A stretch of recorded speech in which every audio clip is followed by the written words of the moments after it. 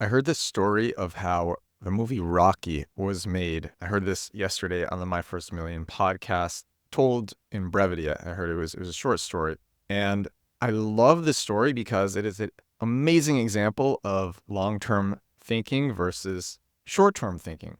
And I'll get into that, but I want to share this story, the longer form of this story than what I heard in the podcast, with more details. It's a great story. It's a story of somebody who had dreams and who was willing to do anything to make it work, and who was dead broke, struggling, had to sell his dog. It is a crazy story. It is really such a crazy story, the story of how the movie Rocky, a smash hit movie, was made. And I went through so many different search results on Google trying to find a good telling of the story. I found stories that skipped over the best details of hardship and the best details of entrepreneurship. I found stories that got it wrong, stories that gave the wrong facts, and I spent the last 20 minutes or maybe even 30 minutes looking for the best version of this story to read to you, and I found it.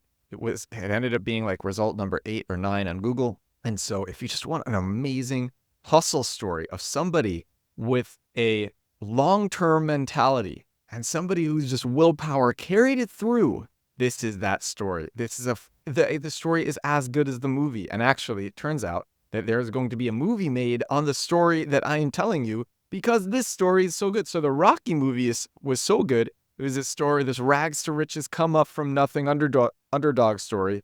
And the story of how the movie Rocky was made is also that good. And so I'm going to read it to you. Rocky origin story. It is really good. Okay. When you think of boxing movies, Rocky is invariably the first that comes to mind. The iconic film was an immediate financial and critical hit when it debuted in November of 1976, and it went on to win numerous accolades, including Best Director and Picture at the following year's Oscars, with Sylvester Stallone also nominated. Sylvester Stallone was the protagonist and the person who made the movie. He played Rocky, famous actor, with Sylvester Stallone also nominated simultaneously for Best Actor and Original Screenplay, an extra rare accomplishment matched only by Charlie Chaplin and Orson Welles. Beyond that, and perhaps more importantly, this is a sports movie with an almost unparalleled cultural impact. It's not at all hyperbolic to state that Rocky pretty much established the prestige sports film genre that eventually led to include other lauded classics such as Raging Bull, The Wrestler, and more recently 2015's Rocky reboot/sequel Creed. To this day, both Rocky superfans and those who've never even watched the film can quote lines from the movie and sing Eye of the Tiger word for word and uncontrollably fist pump at the top of the Philadelphia Museum of Art's 72 stone stairs. I actually did that myself. I went to Philadelphia. I jogged up the stairs in a sweatsuit. I have a picture of me doing that, and pumped my fist at the top of those stone stairs. This is a great story, so we thought we'd share the mythos and legendary origin stories behind this seminal work of art. Similar to its own protagonist, the story of Rocky going from idea to script to beloved cinema classic is one of a hard-scrabble underdog rising from nothing to something through difficult choices, hard work, and sheer willpower. To say that Sylvester Stallone had a rough life before Rocky would be a bit of an understatement. From his earliest moments, life was all too eager to slap Sylvester around a bit. Complications during his birth resulted in the forceps used to deliver him severing a nerve, giving him a partially paralyzed face, and his trademark slurred speech. Bullied for these traits throughout his childhood years, growing up in the impoverished and crime-laden neighborhood of Hell's Kitchen. I didn't even know he was from Hell's Kitchen. Stallone floundered his way through school with poor grades and frequent suspensions for fights resulting from his behavioral issues. But home was no sanctuary either. The kid bounced between relatives' homes to avoid his parents' constant fighting. Stallone's bad luck hadn't abated by young adulthood. After an eviction left Stallone homeless and sleeping in the Port Authority bus station for 3 weeks. By the way, that is a nasty bus station. I've been there many times. He accepted a $200 gig in a softcore porn out of desperation. $200 to be in porn out of desperation. The desire to be cast in less seedy roles now beckoning him, Stallone threw himself into the pursuit of an acting career, only to face non-stop rejection from casting directors. So I want to stop here for a minute. Stallone really wanted to be an actor. This is something that I saw in other stories and that I heard in the telling of this. He really wanted to make it as an actor. But, he had this speech impediment. His face was kind of messed up. He just slurred his speech. And no one would give him a chance. No one would give him a real chance. He was so poor and no one would give him a chance. And this was what he wanted to do. He was like, I'm going to make it as an actor, but no one would hire him. And this is what he was facing. He was so poor. So now we get back to the story. So realizing he'd have to devise his own roles, if he ever wanted to land one, Stallone turned to screenwriting, teaching himself the process from scratch.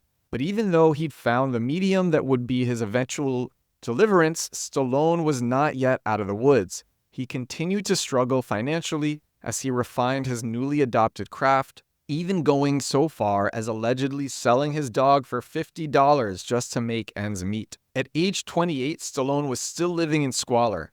He had a kid on the way, they had a child coming, and he was already considering himself past his acting prime. He's 28 now.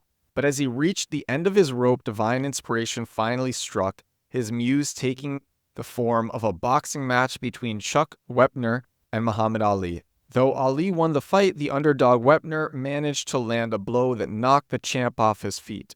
Stallone regarded this rare occurrence as a symbolic victory, even if it wasn't a technical one. Stallone channeled Wepner's story into a screenplay about a similar underdog boxer, Rocky Balboa. The words poured out of Stallone, and just 3 days later, the 80-page script was complete. I want to stop here again. Okay, so Sylvester Stallone can't get cast in anything good because he has this speech impediment, because his face is messed up, he can't get cast. He's so poor, and he realizes, okay, if no one's going to cast me, I'm going to make a film where I am the lead, and that's going to make me a star. And this is his dream, and he's going to do anything to make it happen. He sells his dog, this amazing creature that's giving him unconditional love. He loved that dog, but he sold his dog because he had $106 left. He could barely afford to eat. So he had to sell his dog. So he sold his dog for $50.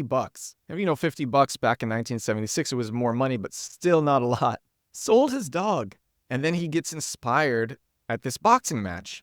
And the story of how he made it was also really, really cool. And it's not told properly in the story. And very few articles actually tell it properly. But what happened was he goes home. He's like, okay, I need to just do this myself. I'm tired of relying on other people. And I love that. I'm tired of relying on other people. I'm going to do this myself.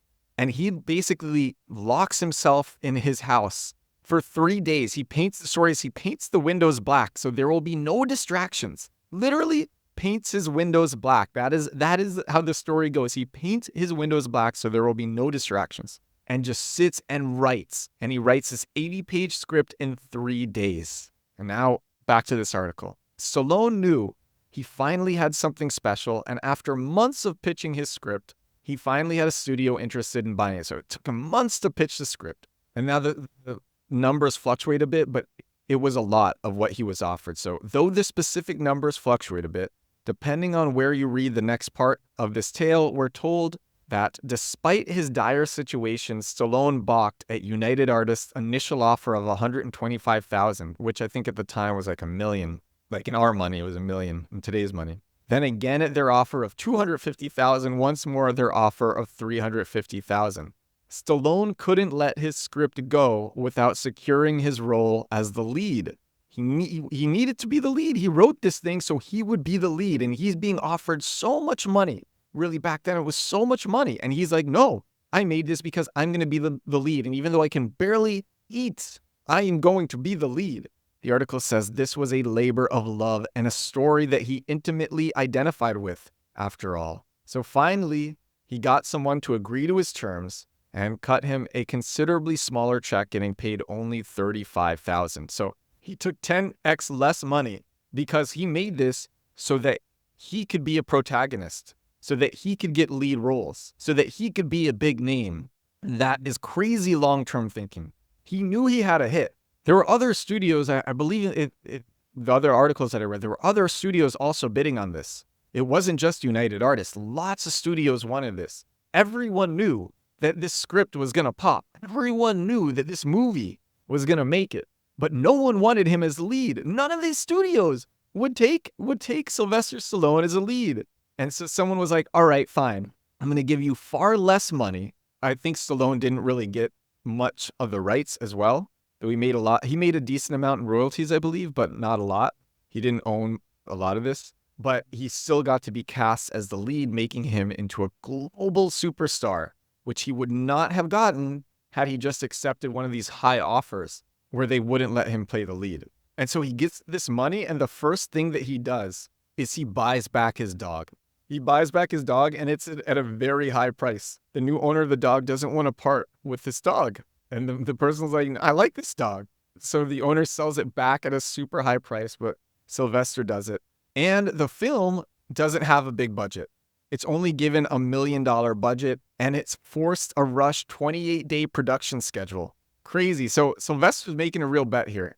He's like, I made this. This is a strong screenplay. This is going to work. I will take less money for this thing because my goal, like the long-term thinking is, I'm a lead. I can be a lead. I can do this. So here's back to the article. In the end, Stallone's gambit paid off. Audiences and critics alike mostly loved the film, and it became a smash hit, netting an 11,000% return on budget at box offices around the globe, with Sly earning 10% of the profits. The poor, deformed kid from Hell's Kitchen had finally made it. He was set for life. Furthermore, the little boxing film went on to spawn a full franchise of sequels, netting over $1.3 billion at the box office. The forthcoming Creed 2, the 7th movie of the series, looks poised to rake in even more. All right, that is the story. I thought it was so good. This is a little pick-me-up, feel-good story on a Saturday, so I wanted to share it. All right, this is episode 339 of my daily podcast. I do this thing every day. Thank you so much for watching. Thank you so much for listening. I'm going to talk to you again tomorrow on Sunday. I will talk to you again tomorrow. Bye now.